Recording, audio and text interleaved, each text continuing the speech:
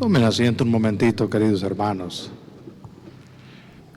Hermanos todos, este evangelio que hemos escuchado, proveniente de la pluma de San Marcos, un evangelista que solía narrar de manera breve, concisa, los hechos de la vida de Jesús, pero los coloreaba con frases, con giros, con verbos de una gran profundidad y de un peso muy específico. De él viene la narración de este evento que en la Biblia se conoce como la confesión de Cesarea de Filipo, porque en este tramo de la historia de la vida del Señor, estando en Cesarea de Filipo, en el norte del río Jordán, Pedro, respondiendo a la pregunta del Señor, lo confiesa como el Mesías. Asunto claro a nosotros que estamos del lado de acá de la redención.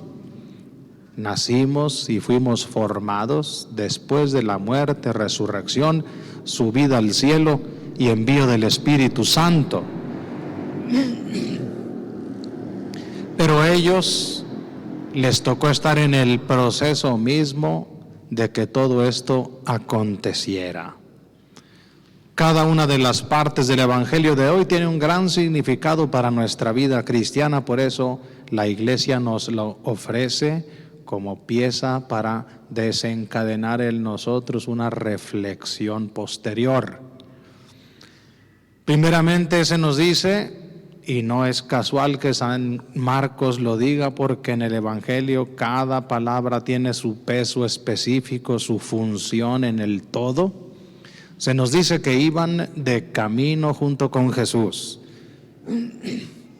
¿Eso qué significa para nosotros?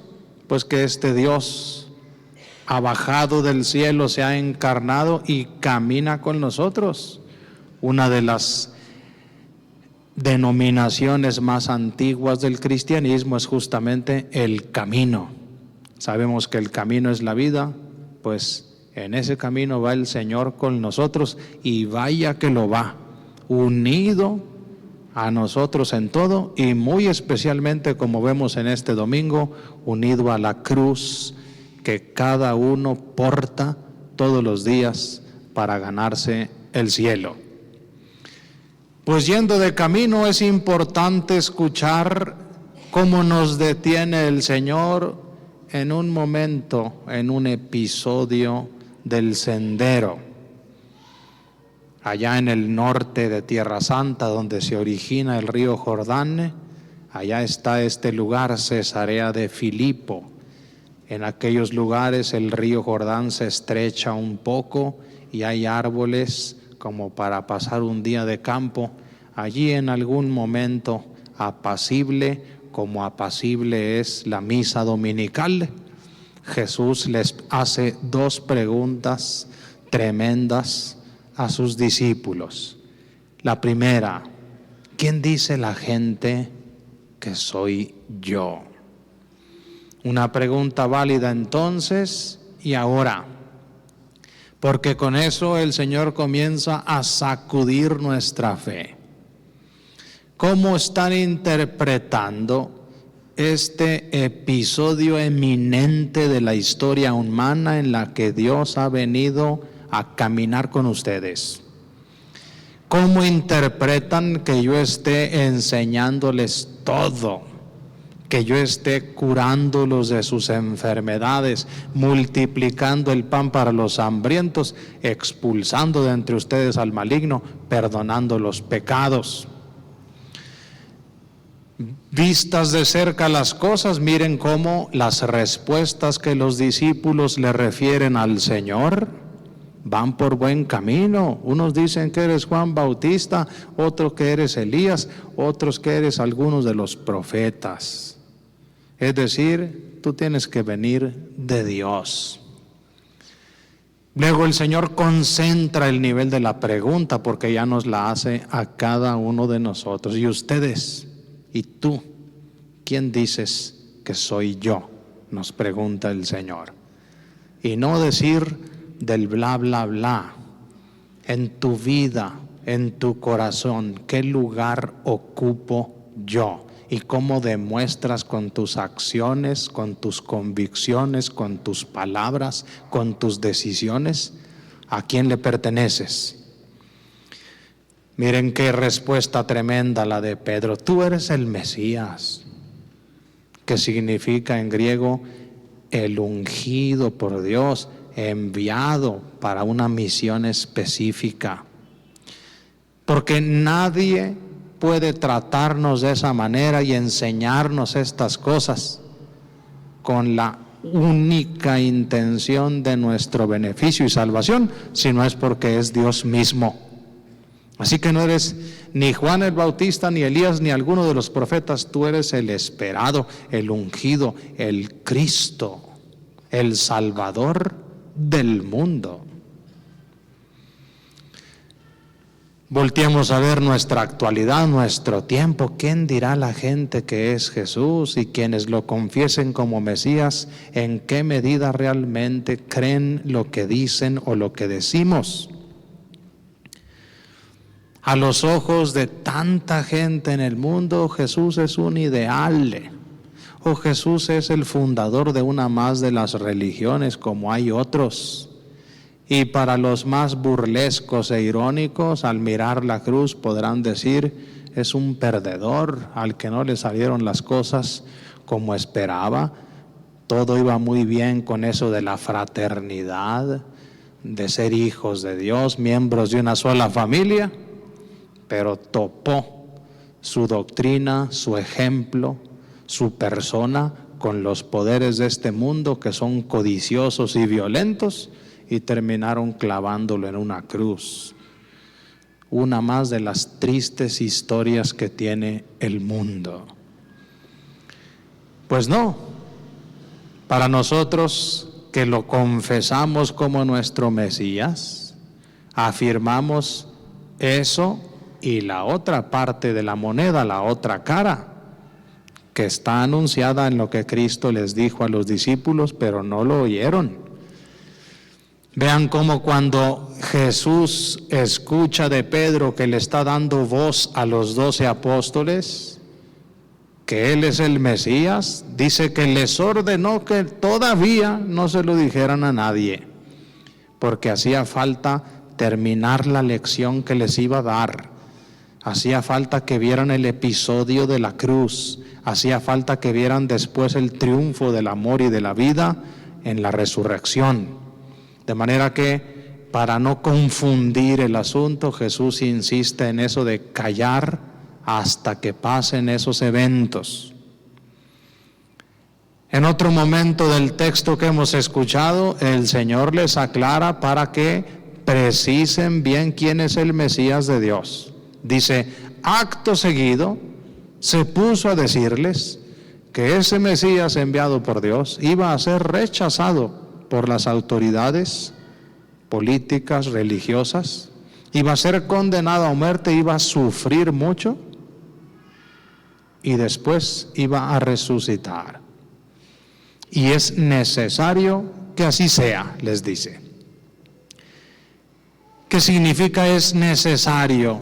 Tiene que quedar claro por un primer momento que mi estilo de vida en favor del bien, de la verdad, de la justicia y la paz, mi estilo de vida que toma en cuenta a todos, especialmente a los más pequeños y a los menos favorecidos, mi acercarle a Dios a todos de manera que todos se sientan con un Dios cercano en sus vidas, va a terminar comprometiendo mi vida ante aquellos que se sienten incomodados o que sienten peligrar su privilegio social, como en aquel tiempo el templo de Jerusalén y las autoridades romanas. Pero es necesario mantenerse en lo dicho, porque es muy importante que los que me sigan sepan que tienen un Dios que los ama hasta dar la vida por ellos. Un Dios dispuesto a derramar su sangre, un Dios que firma con su propia sangre la alianza de amor de fidelidad y de misericordia que va a realizar con cada uno de nosotros. Para que se crea, tienes que dar la vida. Por eso es necesario que el Mesías padeciera, como dice el Nuevo Testamento en todos sus libros. Y naturalmente, queridos hermanos, eso chocó entonces y choca ahora con las imágenes triunfalistas de las que nosotros gustamos o con las que estamos acostumbrados. Queremos siempre historias felices en las que no haya sufrimiento, batalla, en pocas palabras, que no haya cruz. Los discípulos se sentían al ver aquel gentío, al ver los poderes de Cristo, al ver su sabiduría, que iban como pertenecientes a un movimiento que iba a triunfar y que iba a convertir a Israel en un país ejemplar para el mundo, un reino para esta tierra. Jesús está buscando destruir en ellos esa imagen falsa de Mesías. Y miren cómo choca esa mentalidad humana con la lógica y lógica del Padre Celestial, que planta en medio de la comunidad la cruz como el único camino de realización personal y de salvación, por contradictorio que parezca. Dándole voz al grupo de los 12, nos dice el texto que Pedro se lo lleva aparte y quiere disuadirlo. Seguramente le planteó las mejores razones. Señor, no te puede pasar eso. ¿Cómo vas a desaparecer de entre nosotros? ¿Cómo vas a morir? ¿Cómo vas a tener semejante fracaso al final de tu vida? Si todo está saliendo tan bien. Y miren qué reprimenda se lleva Pedro, porque percibe que a través del mejor de sus amigos, futuro sucesor en la conducción de su iglesia, está el maligno queriéndolo disuadir, queriéndolo desviar de la misión que el Padre Celestial le acaba de encomendar, de mostrarle a los hombres la grandeza infinita del amor que el Padre Celestial les tiene en el sacrificio mismo de su Hijo por todos. Al percibir que es el maligno el que está aquí hablando, miren lo que dice Jesús: apártate de mí, Satanás. En el texto griego dice: ponte detrás de mí, quedas superado. No seas piedra de tropiezo, dice el texto original. La traducción es: porque me quieres disuadir, me quieres desviar, no me escandalices. No me saques del camino claro que tengo, obedecer al Padre Celestial. Porque tú piensas según los hombres y no con los criterios de Dios. La cruz es el criterio de Dios. ¿En qué sentido? Y así termina el Evangelio de hoy. Miren cómo Jesús le dice eso a Pedro, observando una cosa. San Marcos en esto es muy fino. Si ustedes releen el texto de hoy, dicen que allá lo tenía Pedro apartado, queriéndolo disuadir, y Jesús voltea y ve a sus discípulos. Ahí está la prueba de que van bien las cosas. Voltea y viendo a sus discípulos, le dice a Pedro: apártate de mí, Satanás. Aquí está la prueba de que así es el asunto. Aquí están los merecedores, los beneficiarios del sacrificio que voy a hacer. Y entonces les dijo a todos y nos dice a los aquí presentes también, volteándonos a ver a los ojos: si alguno quiere ser mi seguidor, si alguno quiere ser contado entre los míos, asuma este estilo de vida. Niéguese a sí mismo. Vean qué grande principio para enjuiciar el tiempo que nos ha tocado vivir. Un tiempo que nos dice: date gusto a ti mismo, no te dejes de nadie, que nadie te quite tu tiempo, tu derecho a disfrutar, a hacer lo que tú gustes. No veles por los demás como nadie vela por ti. Que cada quien se rasque con sus uñas, como decimos coloquialmente. Y vean lo que nos dice el Señor, ese camino es de frustración, de egoísmo y de infelicidad. Niégate a ti mismo. Curiosamente, por ese camino vas a encontrar el éxito y la verdadera alegría. Carga tu cruz de todos los días. Asúmela con alegría, esto me toca hacer. La vida no es, según dice el mundo, un tiempo para vivir de manera palaciega y comodina. Vivir en un palacio con todas las comodidades del mundo. Eso se llama cielo eterno y todavía no estamos en él.